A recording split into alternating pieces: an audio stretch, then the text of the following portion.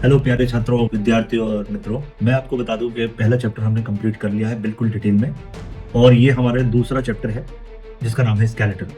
हम BD Chaurasia handbook को complete कर रहे हैं और इस सीरीज में ये दूसरा चैप्टर हमने आज शुरू किया है, जिसमें शुरुआत करेंगे हम इंट्रोडक्शन ऑफ स्केलेटन के साथ।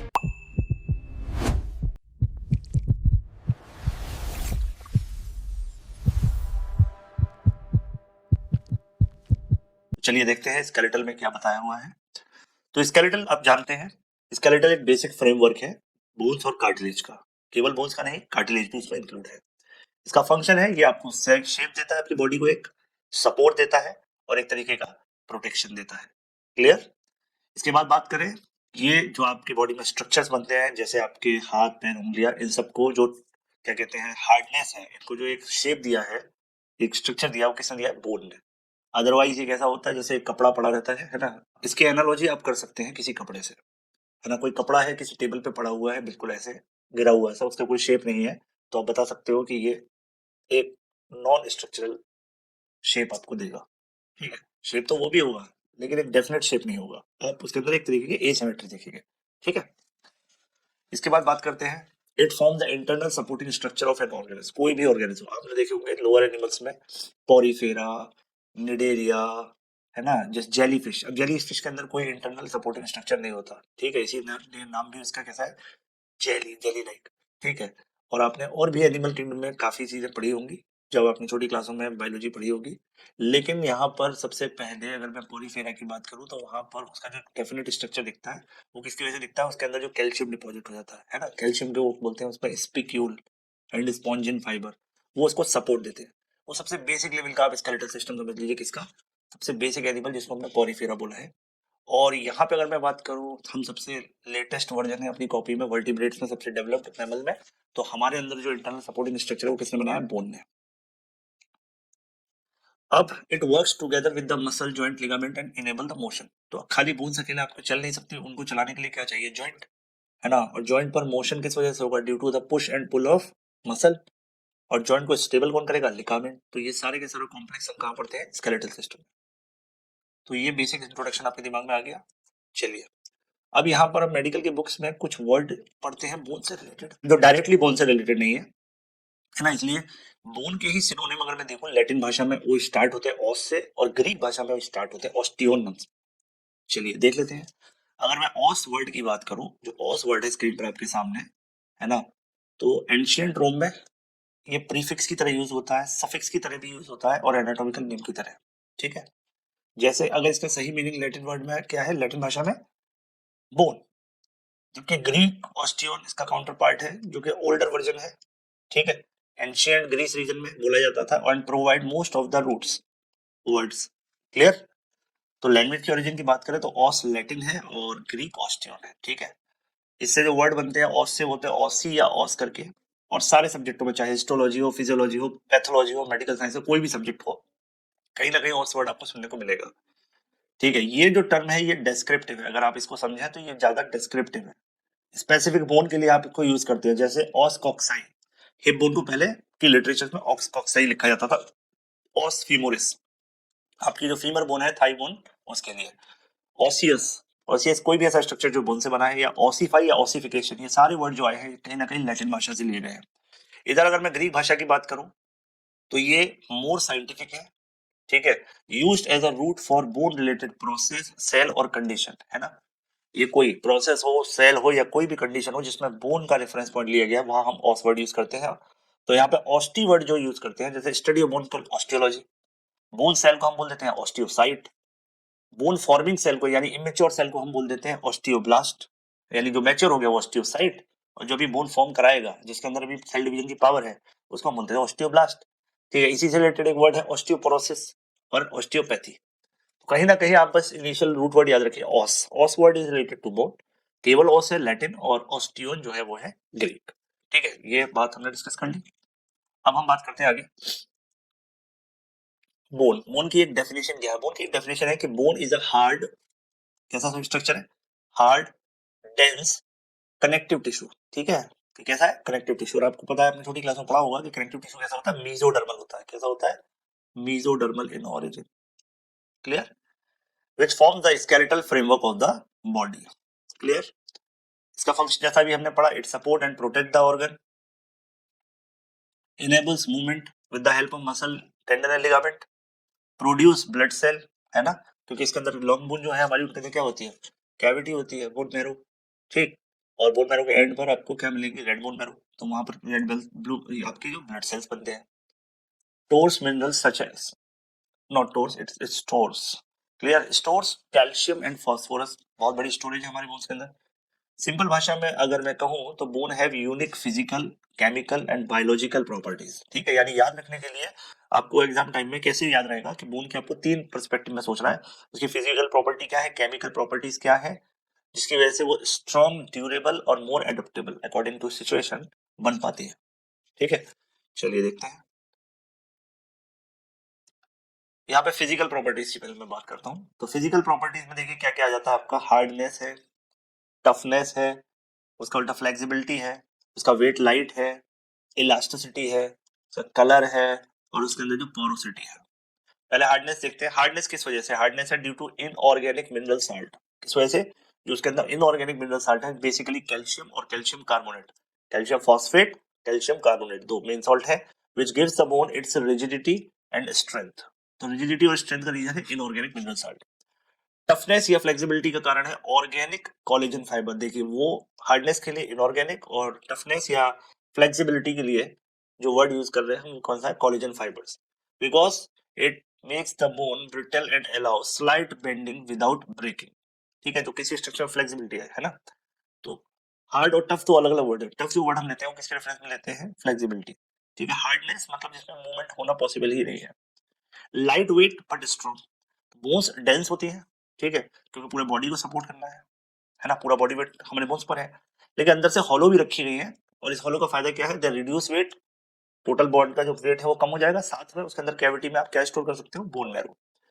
इलास्टिसिटी की अगर मैं बात करूं तो इलास्टिसिटी किस वजह से थी, कोलेजन, है ना, some collagen allowing bones to absorb shock and stress. Colour की बात करूं तो फ्रेश बोन का जो कलर है वो व्हाइटिश या पिंकिश हो सकता है, बिकॉज ऑफ ब्लड सप्लाई, और उसके ऊपर जो छोटी छोटी ब्लड वेसल्स का जाल बिछा हुआ है। ड्राई बोन जो है वो येलोइश और डार्क ब्राउन टाइप की भी हो जाती है कई बार। ठीक है, येलोइश व्हाइट कलर देखने को मिलेगी, पीलापन आ जाता है उसके पास टाइम के साथ साथ। पोरोसिटी, पोरोसिटी का मतलब इसके अंदर टाइनी पोर्स है और कैनाल्स है, इनकी बेसिस पर इनका नाम भी रखा गया है। जैसे लॉन्ग बोन में आपको हेवर्शियन या वोकमेंस कैनाल देखने को मिलती है ना, ये क्या है, ये वो लोकेशन है जहां पे ब्लड वेसल्स प्रेजेंट है बोन की। ठीक है, अभी डिटेल में जब क्रॉस सेक्शन पढ़ेंगे बोन का, तब हमको समझ में आएगा कि हेवर्शियन या वोकमैन कैनाल का मेन फंक्शन क्या है। तो बेसिकली इसके अंदर ब्लड वेसल्स की सप्लाई रहती है। अगर देखें तो हेवर्शियन जो कैनाल है, जिस स्पेस को बोला गया है, वो लॉन्गिट्यूडनल होता है, और दो तीन चार पांच हेवर्शियन सिस्टम को आपस में जो कनेक्ट करते हैं उनको हम बोलते हैं वोकमैन कैनाल। तो वोकमैन कैनाल हॉरिजॉन्टली होता है और हेवर्शियन कैनाल वर्टिकली होता है। इसके अलावा मैं बात करता हूँ बायोलॉजिकल प्रॉपर्टी। बायोलॉजिकल प्रॉपर्टी तो सिंपल आपको पता है, कोई भी लिविंग थिंग है वो एक अलग प्रॉपर्टी दिखाता है। उसमें है सबसे पहले वो लिविंग होना चाहिए, अगर लिविंग है तो वो ग्रोथ और रीमॉडलिंग शो करेगा। इसके अंदर ब्लड वेसल होगी, इसको वेस्कुलरिटी बोलेंगे। टूट फूट होगी तो दोबारा से रीजनरेट हो सकता है, और उसका कोई मेटाबॉलिक रोल रहेगा, वो कहीं ना कहीं पार्टिसिपेट करेगा मेटाबॉलिज्म में। तो लिविंग टिश्यू हम इसको क्यों बोल रहे हैं बोन को, इसको लिविंग या डायनेमिक टिश्यू इसलिए बोला जा रहा है क्योंकि इसके अंदर ऑस्टियोसाइट, ऑस्टियोब्लास्ट और ऑस्टियोक्लास्ट जैसे तीन कैटेगरी के सेल हैं। एक सेल को बनाता है, एक उसको मेंटेन कराता है, और एक इसको तोड़ तोड़ कर दोबारा से रीजनरेट कराता है। क्लास्ट वर्ड इज मतलब डैमेज करना, ब्लास्ट मतलब फॉर्म करना, और साइट मतलब मेंटेन करना, एक तरीके से mature. Bone can grow, heal and remodel throughout the life. इससे पता चलता है कि बोन एक ग्रोइंग और रीमॉडलिंग स्ट्रक्चर है, और वो उसका रीजन है उसकी लिविंगनेस। ठीक है, वैस्कुलरिटी का मतलब है रिचली ब्लड सप्लाई है बोन को। रीजनरेशन की बात करें तो बोन के अंदर सेल्फ रीजनरेशन की पावर मिलती है, छोटे मोटे फ्रैक्चर हमें होते रहते हैं। ठीक है, मेटाबॉलिक की बात करें तो ये स्टोर करता है मिनरल्स, कौन कौन से, मेनली कैल्शियम और फॉस्फोरस, और साथ में ब्लड सेल भी प्रोड्यूस करता है। तो ये इसकी हो गई बायोलॉजिकल प्रॉपर्टीज। इसके बाद बात करते हैं लास्ट केमिकल प्रॉपर्टीज की। केमिकल प्रॉपर्टीज का मतलब इसका कॉम्पोजिशन देखना पड़ेगा। तो आपको पता है जो बोन है उसमें तीन मेन कंपोनेंट देखने को मिलते हैं। ऑर्गेनिक कंपोनेंट 30 to 35%, सेल जो बोन सेल होंगे, और इनऑर्गेनिक कंपोनेंट जो उसको हार्डनेस देते हैं। ठीक है, ऑर्गेनिक कंपोनेंट का मेन काम क्या था, फ्लेक्सिबिलिटी देना, और इनऑर्गेनिक का हार्डनेस। और इस सब पूरे बेस में मेन रोल किसका है? वाटर का। ठीक है, यहाँ पर कोई भी सेल हो, लिविंग स्ट्रक्चर हो, वहां पर वाटर होगा ही। ठीक है, तो देखिए ऑर्गेनिक कंपोनेंट की मैं बात करूं तो इसमें कोलेजन फाइबर मिलते हैं। कोलेजन फाइबर 1 2 3 कई टाइप के हो सकते हैं। यहाँ पर कौन सा मिलता है? टाइप 1, ये याद रखना है। और प्रोटीन्स मिलती हैं। ठीक है, कोलेजन फाइबर भी खुद अपने प्रोटीन्स के बने हुए होते हैं। कोलेजन भी अपने आप में प्रोटीन है, नेचर में वाली। ठीक, कितना परसेंट कंट्रीब्यूशन है? अप्रोक्सीमेटली, अलग अलग बुक्स में अलग अलग डेटा है, अप्रोक्सीमेटली 33%। और इसकी वजह से क्या होगा? फ्लेक्सिबिलिटी होगी, टेंसाइल स्ट्रेंथ होगी बोन के अंदर, और रेजिलियंस होगी। रेजिलियंस मतलब resist against the stress. Clear? Now osteoblast की मैं बात करूं तो they form the bone, osteocyte maintain the bone, osteoclast break down the bone. कुल मिला के ये टूट फूट बनने की जो प्रोसेस है इसको बोलते हैं ग्रोथ, रिपेयर या रीमॉडलिंग। ये इसका फंक्शन हो गया। इनऑर्गेनिक साल्ट की मैं बात करूं तो कैल्शियम फॉस्फेट या हाइड्रोक्सीपेप्टाइट, हाइड्रोक्सी एपेटाइट का क्रिस्टल्स मिलेंगे, जिसको हम रिप्रेजेंट करते हैं Ca10PO4 whole twice 6 and OH twice 67%। ये क्या बनता है आपका? और ये हार्डनेस और रिजिडिटी देता है बोन को। ठीक है, कितना परसेंट कंट्रीब्यूशन है बोन में इनऑर्गेनिक का? 67% मेजर। और थोड़ा बहुत वाटर भी मिलेगा क्योंकि लिविंग टिश्यू है, तो स्मॉल अमाउंट अप्रोक्सीमेट लेते हैं 10%। ये किसमें हेल्प करेगा? ये न्यूट्रिएंट ट्रांसपोर्टेशन और सेल के रेगुलर फंक्शन को मेंटेन करने के लिए काम करेगा। क्लियर? तो ये हुआ बेसिक कॉम्पोजिशन। इसके बाद लास्ट में देखते हैं बोन के फंक्शन। तो बोन क्या क्या फंक्शन करते हैं, तो इसको डिटेल में क्या देखना? सपोर्ट देगी, प्रोटेक्ट देगी और मूवमेंट प्रोवाइड करेगी। सपोर्ट कैसे? क्योंकि जो आपको शुरू से पता ही है, अभी भी हमने डिस्कस किया है, ये एक फ्रेमवर्क देती है बॉडी को, और उस फ्रेमवर्क की वजह से हमें एक प्रॉपर शेप मिलता है बॉडी का। ये सॉफ्ट टिश्यूज को और अटैचमेंट प्रोवाइड करती है मसल्स के लिए। सॉफ्ट टिश्यूज में आपके कौन होते हैं? लिगामेंट, टेंडन, ये सारी जो स्ट्रक्चर है उनको स्पेस प्रोवाइड करता है। हमारे लंग्स, हार्ट, किडनी, इन सबको प्रोटेक्ट करके रखता है। प्रोटेक्शन की बात करें तो इंटरनल ऑर्गन में जैसे स्कल के अंदर आपका ब्रेन प्रोटेक्ट रहता है, रिब केज के अंदर आपके हार्ट और लंग्स प्रोटेक्ट रहते हैं, वर्टिब्रे आपके स्पाइनल कॉर्ड को प्रोटेक्ट करते हैं। तो ये एक मेजर प्रोटेक्शन रोल देखने को मिलता है। मूवमेंट की बात करें तो bones act as a levers and joint as a pivot. ठीक है, किसी भी स्ट्रक्चर में मूवमेंट कराने के लिए एक फिक्स पॉइंट होता है और एक मूव करेगा, तो इसी को हम फिजिक्स में लिवर या पाइवोट नाम से भी जानते हैं। ठीक है, किसी भी मोशन के लिए, किसी भी मूवमेंट के लिए किसी स्ट्रक्चर में मैं फोर्स लगा रहा हूँ तो फोर्स कोई और जनरेट करेगा, और उसके पुल की वजह से जो स्ट्रक्चर में मूवमेंट देखने को मिलेगा वो कोई और करेगा। ठीक है, तो पाइवोट कौन सा? पाइवोट एक तरीके से फिक्स पॉइंट होते हैं, और लिवर वो है जहां से फोर्स लगाया जाएगा, और एक तरफ और load. Clear? Muscle attach to bone and when they contract bones move enabling locomotion and body movement. तो आपको पता है जैसे हमारे हैंड है, उनका मेजर मूव क्या रोल है? मूवमेंट। वो लोकोमोशन में कम जाते हैं, लेकिन हमारे जो पैर है वो लोकोमोशन में। लोकोमोशन मूवमेंट का मतलब है, तो लोकोमोशन मतलब एक जगह से आप दूसरी जगह चलकर जा रहे हैं, अपनी पोजीशन चेंज कर रहे हैं, उसको हम बोलेंगे लोकोमोशन। ठीक है, उसमें कोई डिस्टेंस आपको तय करनी पड़ेगी, लेकिन जैसे मेरे हाथों का मूवमेंट हो रहा है, ये लोकोमोशन नहीं है क्योंकि मैं एक ही जगह पर फिक्स बैठा हूँ, है ना। लास्ट फंक्शन में है आपकी mineral storage, blood cell protection जिसको हेमेटोपोइसिस भी बोलते हैं, फैट स्टोरेज भी कराता है, एंडोक्राइन रेगुलेशन भी कराता है, और साउंड ट्रांसमिशन। ये कुछ स्पेशल फंक्शन है। जैसे मिनरल में हमने अभी देखा था कैल्शियम या फास्फोरस की स्टोरेज होती है।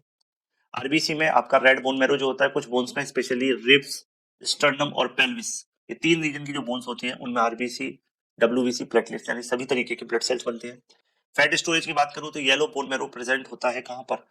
लॉन्ग बोन्स की मैरो कैविटी में, और उसके एंड पर होती है रेड बोन मैरो। तो आपकी रेड बोन मैरो तो काम आती है क्या बनाने में? Blood cells. और येलो बोन मैरो क्या स्टोर कराती है? फैट। और ये दोनों ही इंटरचेंजेबल है according to requirement. Bones release hormone such as osteocalcin which help to regulate blood sugar and fat deposition. ये एक हार्मोन रिलीज करता है जिसका नाम है ऑस्टियोकैल्सिन। क्लियर? और ये इसका मेन रोल है ब्लड शुगर और फैट डिपोजिशन के लिए। इसके अलावा साउंड की मैं बात करूं तो मेलियस इंकस स्टेप्स, आपको पता है बाहर से अंदर की तरफ चलेंगे तो आपके ईयर में भी स्पेसिफिकली मिडिल ईयर में 3 बोन होती है, सबसे बाहर मिडिल, बीच में इंकस और स्टेप्स। और ये तीनों बोन मिडिल ईयर का पार्ट है, यानी आपका जो ईयर ड्रम है उसके पीछे की तरफ होती है, और इनका काम है transmit sound vibration to the inner ear, और ये इनका फंक्शन है। तो यहाँ पर हमने ये सारे मेन फंक्शन डिस्कस कर लिए हैं। इसी के साथ ये टॉपिक खत्म होता है, और हम नेक्स्ट वीडियो में